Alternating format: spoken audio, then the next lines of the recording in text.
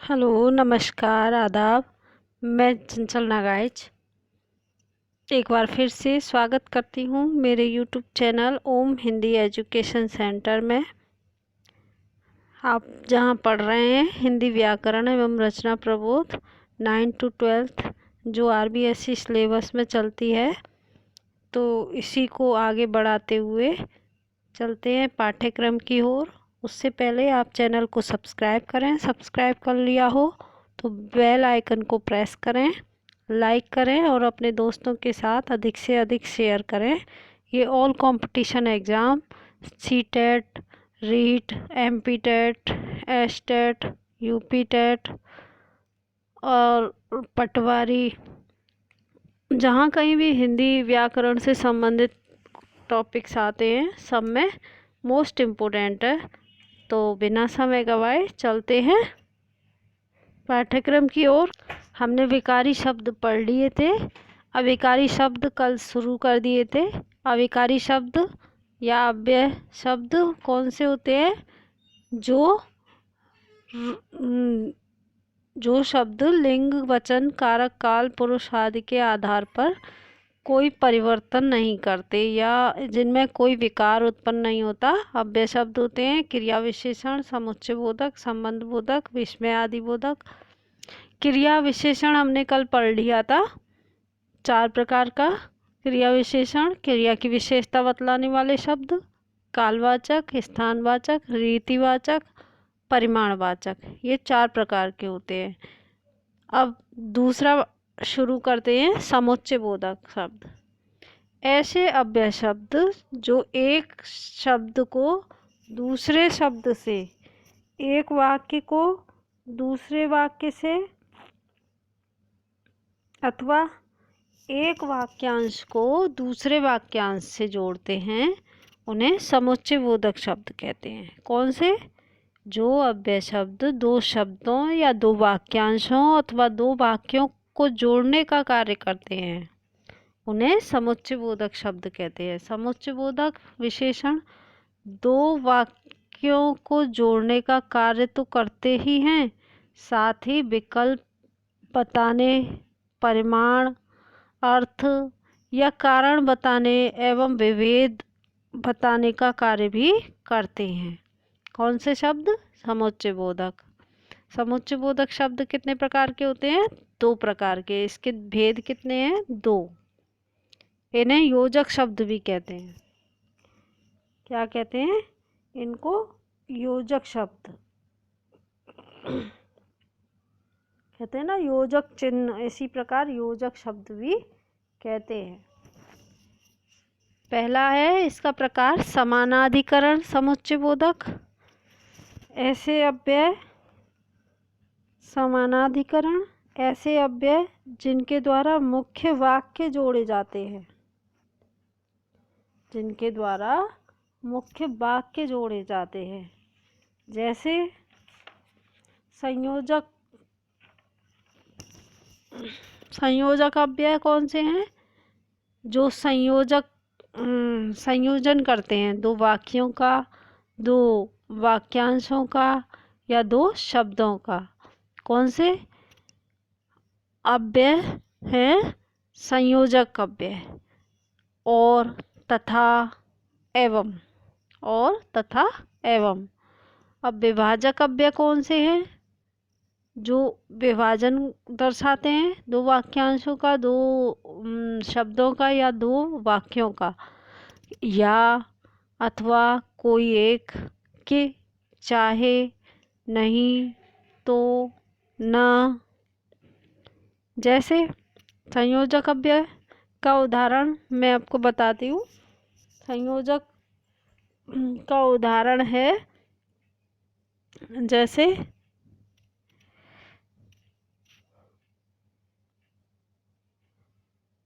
डॉली और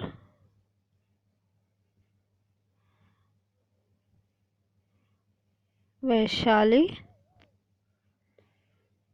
आ रही हैं। ये किसका उदाहरण है? संयोजक अव्यय और का।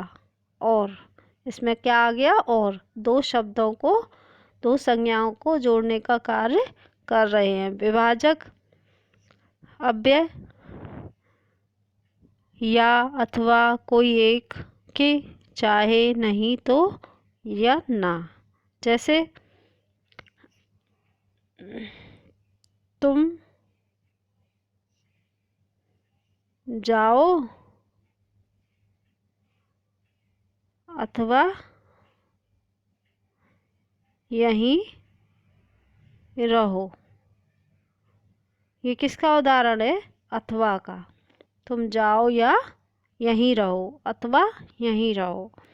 विरोध प्रदर्शन, विरोध प्रदर्शन वाले संयोजक कौन से हैं?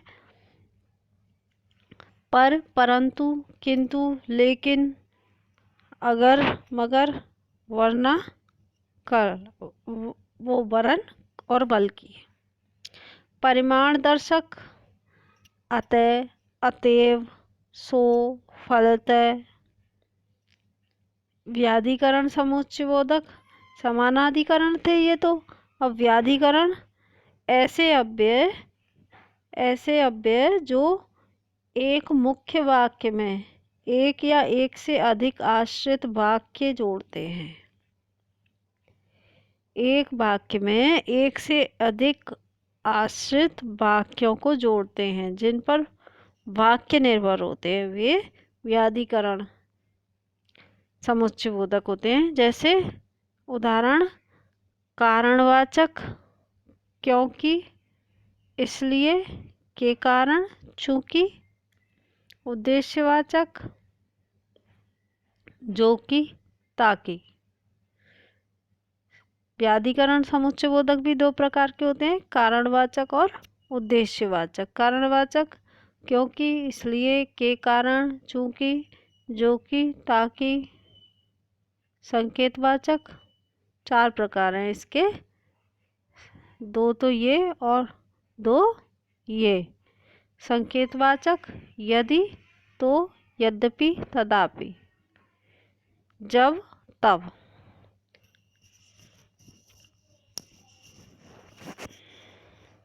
जब, तब।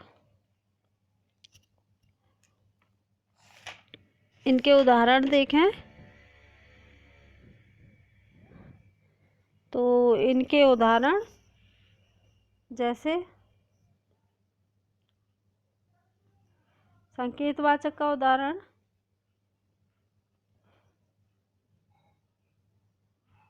यदि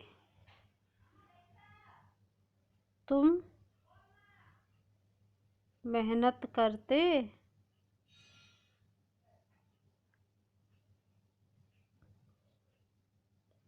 तो परीक्षा पास कर पाते।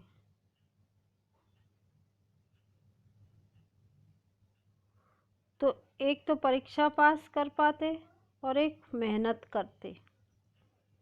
दोनों किससे जुड़े हुए हैं? यदि और तो से। संकेत कर रहा है यदि तुम मेहनत करते तो परीक्षा पास कर पाते। चौथा है स्वरूपवाचक जो कि, अर्थात, मानो। स्वरूप प्रदर्शन के लिए, किसी चीज़ की व्याख्या के लिए जिसका प्रयोग होगा, जिस शब्द का प्रयोग किसी वाक्य को व्याख्यात्मक रूप से दर्शाने के लिए प्रयोग होगा, स्वरूपवाचक, जिसको स्वरूप बताने के लिए स्वरूपवाचक समुच्चयबोधक व्याधिकरण अव्यय है ना। अब संबंधबोधक अव्यय। समुच्चयबोधक हमने पढ़ लिया। समुच्चयबोधक दो प्रकार के होते हैं, उनके भी उपभेद हैं। अब पढ़ रहे हैं संबंधबोधक अव्यय। ऐसे अव्यय जो संज्ञा या सर्वनाम के बाद प्रयुक्त होकर वाक्यगत दूसरे वाक्य से उसका संबंध बताते हैं, संबंधबोधक विशेषण कहलाते हैं। कौन से? ऐसे अव्यय शब्द जो संज्ञा या सर्वनाम के बाद प्रयुक्त होकर वाक्यगत दूसरे शब्दों से उसका संबंध बताते हैं। संज्ञा या सर्वनाम के साथ प्रयुक्त होते हैं और वाक्य में दिए गए दूसरे शब्दों से उनका संबंध स्थापित करते हैं, वे संबंध बोधक अव्यय कहलाते हैं। जैसे सीता की बहन गीता है, तो इसमें की क्या हो गया, की क्या है, संबंध सूचक अव्यय। इन्हें परिसर्गीय अव्यय भी कहते हैं। इनके भेद कालवाचक, स्थानवाचक, दिशावाचक, साधनवाचक, निमित्तिवाचक, विरोधवाचक, संबंधवाचक, सादृश्यवाचक तुलनात्मक, विनिमयवाचक, संग्रहवाचक और हेतुवाचक। काफ़ी सारे हैं। कालवाचक आगे पीछे, पूर्व पश्चात उपरांत। वाक्य में प्रयोग करके देखें तो अपने आप समझ में आ जाएंगे। कालवाचक यानी कि तुम्हारे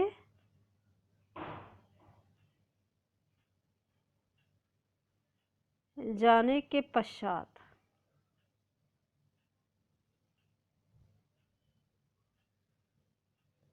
वह चला गया।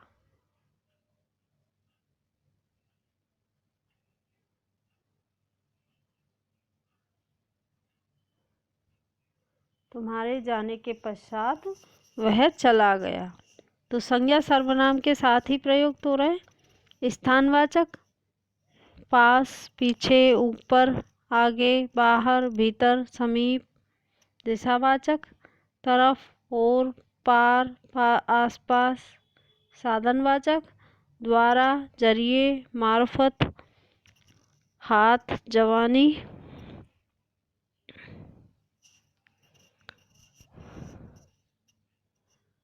साधन के रूप में जो प्रयुक्त होते हैं। निमित्तिवाचक हेतु, हित, वास्ते, खातिर, फलस्वरूप, बदौलत। विरोधवाचक उल्टे, विपरीत, खिलाफ, विरुद्ध। सादृश्यवाचक समान, तुल्य, सम, भांति, जैसा, तरह। तुलनात्मक अपेक्षा, सामने, बल्कि। विनिमयवाचक बदले, सिवा, अलावा, अतिरिक्त। विनिमय क्या होता है, एक चीज के बदले में दूसरी चीज लेना, है ना। विनिमय आपस में बदलाव करना, इसके अलावा, इसके बदले, तुम्हारे सिवा, इस प्रकार। संग्रहवाचक तक, मात्र, पर्यंत, भर। हेतुवाचक सिवा, लिए, कारण, वास्ते। इस प्रकार संबंधबोधक शब्दों की सूची हमने पढ़ ली। संबंधबोधक शब्द कितने हैं। संबंधबोधक अव्यय जो अव्यय संज्ञा या सर्वनाम के बाद प्रयुक्त होकर वाक्यगत दूसरे वाक्य में दूसरे शब्दों से उसका संबंध स्थापित करते हैं। संज्ञा या सर्वनाम का दूसरे शब्दों से संबंध स्थापित करते हैं, वे संबंधबोधक अव्यय कहलाते हैं। जैसे वह मोहन से धीरे चलता है, वह मोहन से धीरे चलता है, क्या होगा, वह मोहन से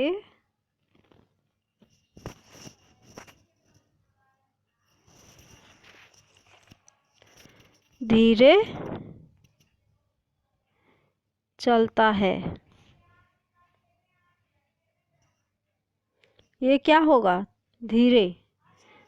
धीरे शब्द क्रिया विशेषण में भी आता है, लेकिन यहाँ ये संज्ञा के साथ है, तो ये क्या होगा, संबंध बता रहा है। उसके मोहन किससे, मोहन का उसकी चलने की शैली से, तो यहाँ क्या होगा, संबंध बोधक। वह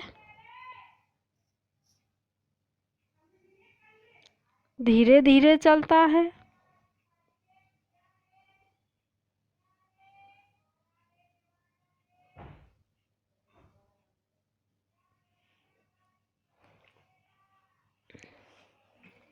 वह धीरे धीरे चलता है, तो यहाँ क्रिया विशेषण होगा। क्यों होगा?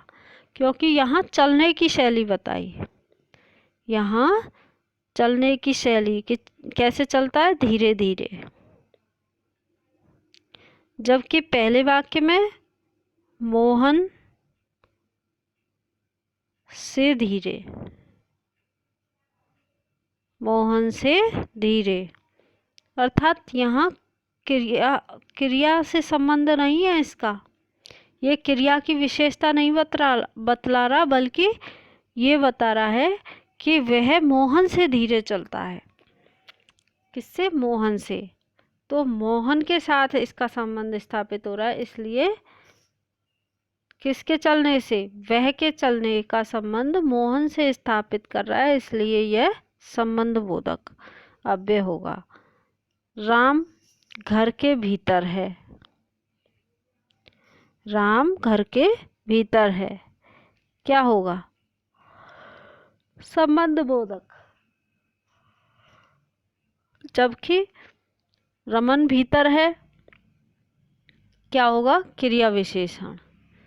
इस बात का आप विशेष ध्यान रखें, इनमें थोड़ा ही अंतर होता है। राम घर के भीतर है और रमन भीतर है, ये क्रिया विशेषण होगा। जबकि राम घर के भीतर है तो संबंध बोधक। यहाँ घर से उसका राम का संबंध स्थापित करने वाला शब्द क्या है? भीतर, तो ये संबंध बोधक होगा।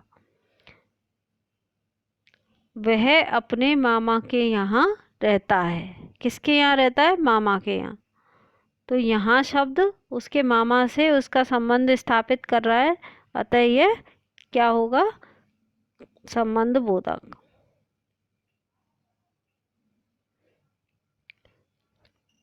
अब चलते हैं विस्मय आदि बोधक की ओर। विस्मय आदि बोधक अविकारी शब्दों का चौथा प्रकार। मैंने बताया था ना, अविकारी शब्द 4 प्रकार के होते हैं। क्रिया विशेषण पढ़ लिए, समुच्चय बोधक पढ़ लिए, संबंध बोधक पढ़ लिए, अब विस्मय आदि बोधक। ऐसे अव्यय शब्द जिनके द्वारा मनोभावों की अभिव्यक्ति होती है। मनोभावों के परिणाम स्वरूप इनका उच्चारण एक विशेष ध्वनि से होता है। अतः हर्ष, शोक, आश्चर्य, तिरस्कार आदि के भाव सूचित करने वाले अव्यय को विस्मय आदि बोधक कहते हैं। वे अव्यय शब्द जो आश्चर्य, विस्मय, शोक, घृणा, प्रशंसा, भय आदि भावों का बोध कराते हों, उन्हें विस्मय आदि बोधक शब्द कहते हैं या विस्मय आदि बोधक अव्यय कहते हैं। कौन से शब्द? जो मनोभावों की अभिव्यक्ति के काम आते हैं। जैसे हे राम, ऐसा क्यों हो गया? तो हे राम क्या होगा? विस्मय आदि बोधक होगा। जैसे हाय, अच्छा, छी, वाह आदि, है ना। हर्ष सूचक कौन कौन से हैं? हर्ष सूचक हैं आह, वाह, शाबाश, बहुत खूब। और शोक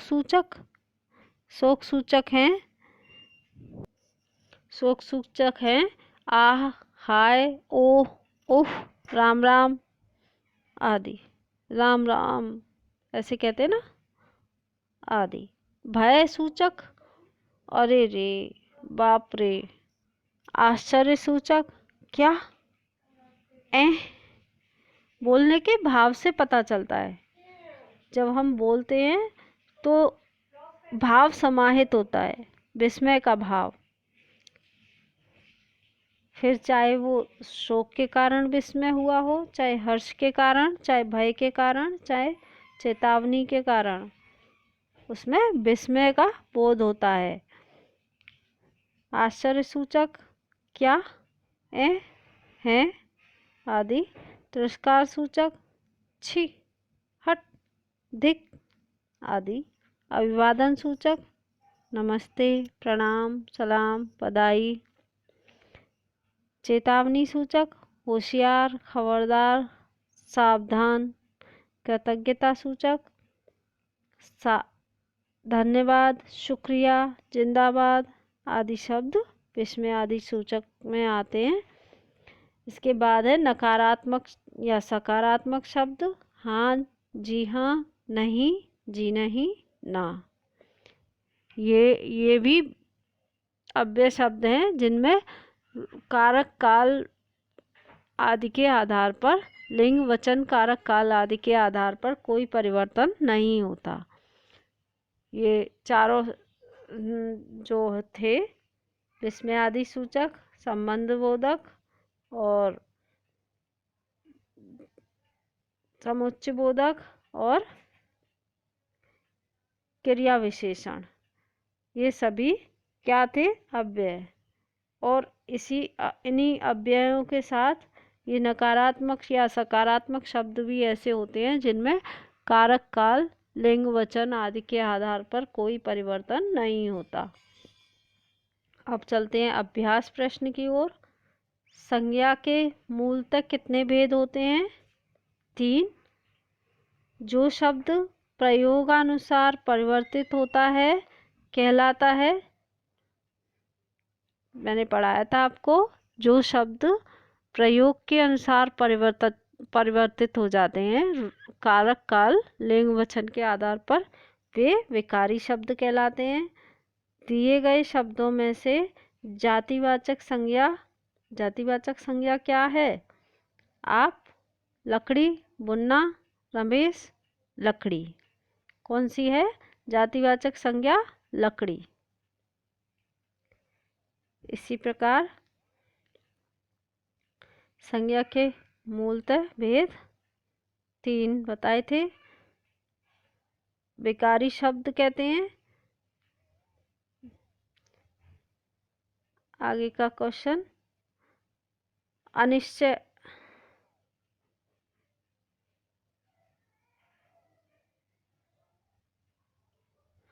अनिश्चयवाचक सर्वनाम। अनिश्चयवाचक कौन सा है? आप, जिसकी, क्या, कोई, तो कोई से पता नहीं चल रहा कि कौन है, कोई है, लेकिन कोई है। रिक्त स्थान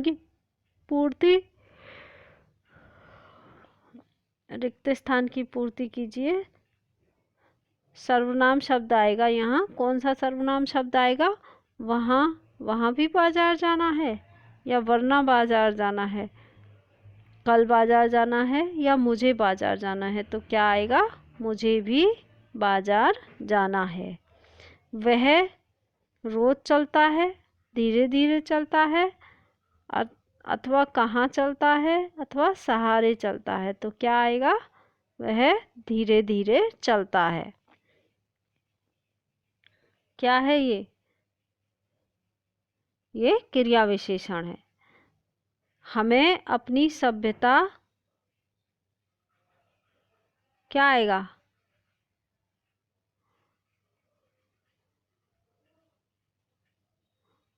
हमें अपनी सभ्यता और संस्कृति, है ना, और संस्कृति पर गर्व है।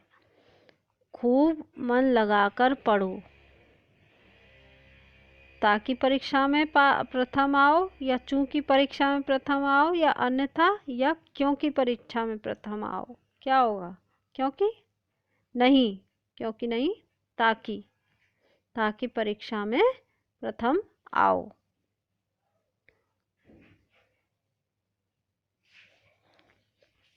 हरीश सत्य बोलता है।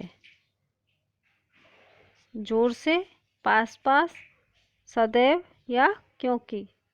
हरीश सदैव सत्य बोलता है। वहाँ मोहन के, क्या होगा? वहाँ मोहन के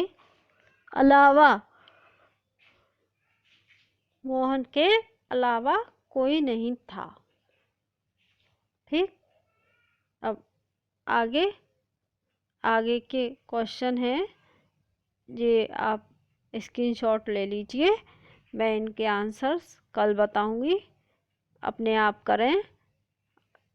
अगर ना आए, एक बार वीडियो पुनः देखें, फिर भी ना आए तो मैं इनको कल सॉल्व कराऊंगी, क्योंकि ये अधिक हैं, टाइम अधिक हो जाएगा। इसलिए आप इनके स्क्रीनशॉट्स ले लीजिए, मैं इनको कल हल करा दूंगी। वाक्यों में क्रिया और उसका भेद बताना है, कौन सी क्रिया है, उस कौन से प्रकार की, उसके भेद लिखने हैं। यहाँ रिक्त स्थानों की पूर्ति अव्यय शब्दों के माध्यम से करनी है, कौन सा उचित अव्यय इनमें आएगा।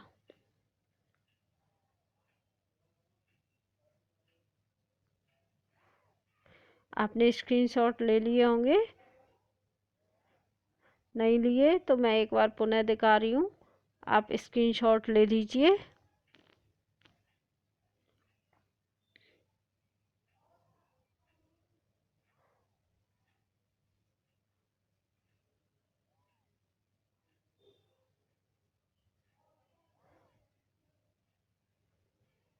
कल हम पढ़ेंगे पद परिचय। 5वां अध्याय कल शुरू होगा, पद परिचय। तो अब हम आपसे विदा लेते हैं।